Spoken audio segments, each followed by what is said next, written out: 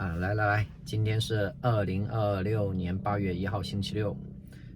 今天呢，我就没有在一边开车的过程中一边去录制视频，毕竟那样脑子是同时想着多件事，怕不安全。所以以后录制视频，我尽量是选择在车辆停止的过程中静止的过程中来录制。然后今天想录的视频主要讲的内容就是在我们人生当中很多东西不一定你必须得拥有它才是正确的。我觉得体验也未尝不是一个很好的选择。就说这个当下的房产吧，因为在咱们中国很多女人的思想，包括男人也会有这样想法，就是说有一套房子属于自己的房子比你自己去租房子住要有安全感很多。从我们正常人的思维来讲确实如此，因为你有套属于自己的房子，安全感满满。倘若你是租别人房子住的话呢，你随时有可能会被房东给赶走。房东好一点的话，给你1个月2个月时间，你去找房子，然后你就会被赶走了。那么你前期布置的房间购置的一些生活用品，又要面临搬家，甚至面临舍去的这么一个过程。这个让租房的人就很没有安全感，这确实如此但是吧，不同的时代说不同时代的话。当下呢，我觉得租房也未尝不是一个很好的选择。首先大家都能看得到的，就是在咱们大陆房子的供求要远超过市场真实的需求，那么就导致很多人手里有多套房，或者说房地产开发商手里也传着很多套房，卖都卖不出去。那么当房子一多的时候，房子在这个时候就会成为你的负担，那么你就希望这间房子帮你去产生价值。那么最好的方法肯定就是把房子出租。当你有很多套房，我相信别人也会有多套房，那么这样一来出租的房子一多，那么就会产生一种降价，房价就是租金都起不来的情况，这是很现实的，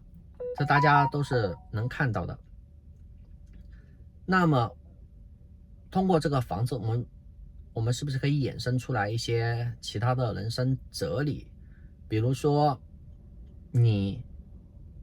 一个3岁的小朋友喜欢坐摇摇车，那你会不会说我要买一个摇摇车放在家里，那么我每天想玩就玩？想法是美好的，但是你要考虑一个值不值得的问题。一个摇摇车我不知道多少钱，但是我们假使说它值300块钱，300块钱买个摇摇车，那么呢放在家里，首先它占了你的地方，其次你每天也就玩那么1回2回，撑死3回，可能玩上1个月之后你就厌倦了，你就不会再去玩它了。这个时候这个摇摇车它就不再为你产生任何价值，而且它还占你地方，那么反而是给你增加负担。这个时候你可能就会把它考虑我把它卖掉吧。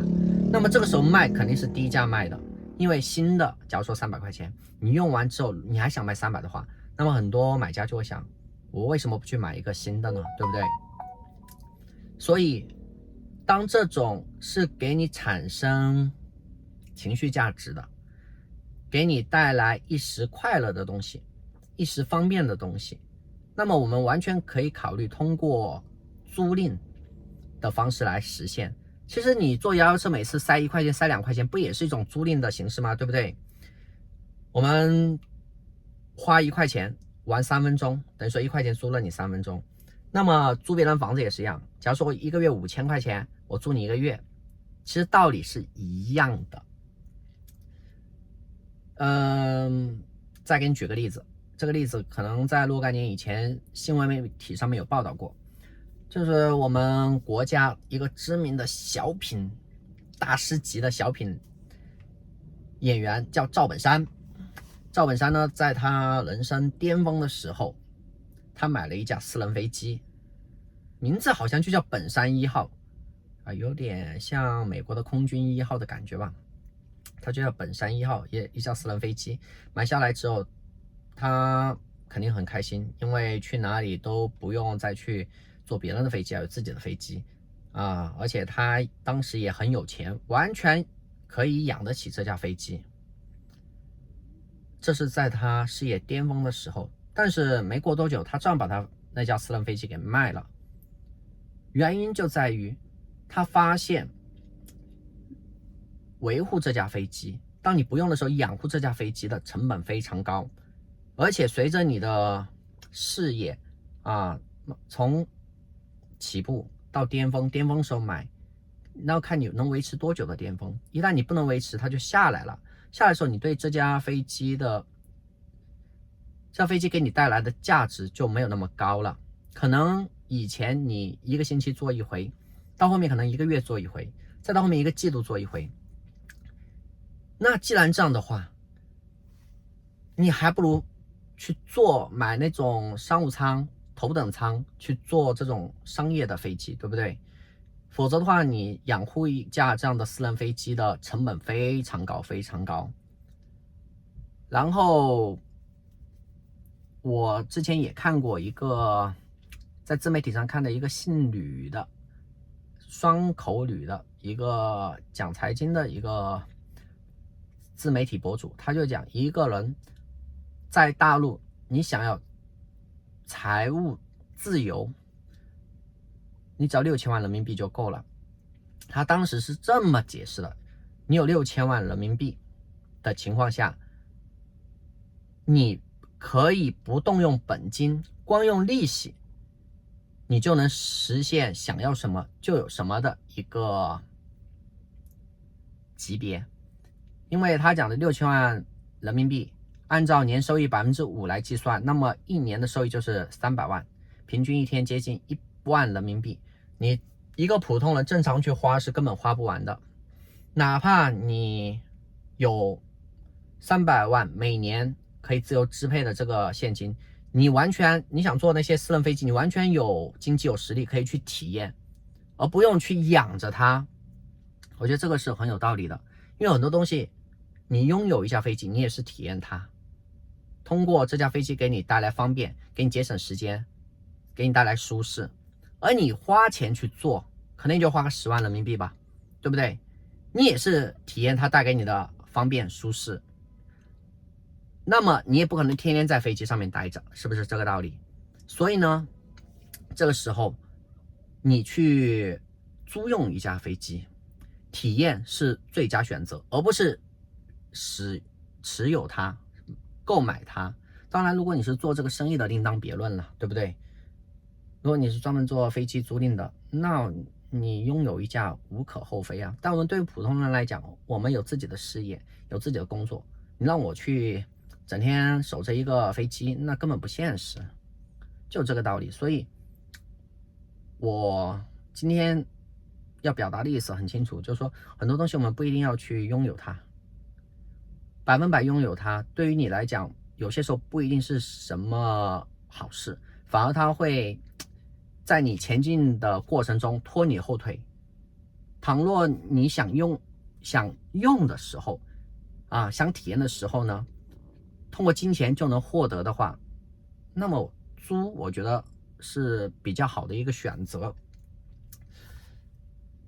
不知道我今天讲这么多废话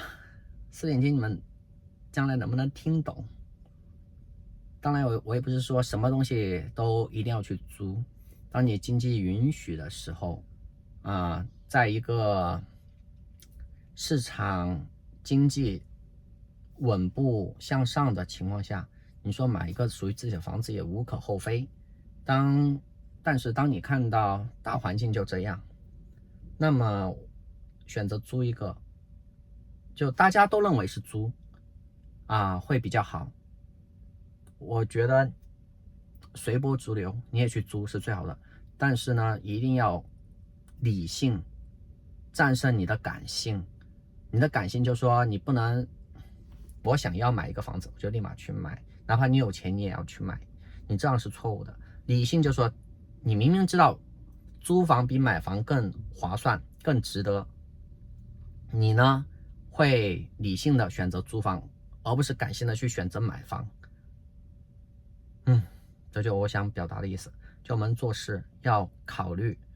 怎么样是最划算、最优解，然后再想远一点点。如果买了的话，将来会怎样？不买的话，将来又会怎样？问题想远一点点，然后这些问题方方面面都想的居到一些。比如讲，买了之后有情况1的发生，情况2的发生，情况3的发生。然后这3种情况，举个例子好的是怎样，坏的是怎样。最坏的情况，假如说你都能接受，你就去做。倘若最坏的情况你觉得接受不了，那我们再想其他的方案。人生就是这样，要动脑子，勤动脑子，要不然脑子会生锈的。那今天的视频就到这，拜拜。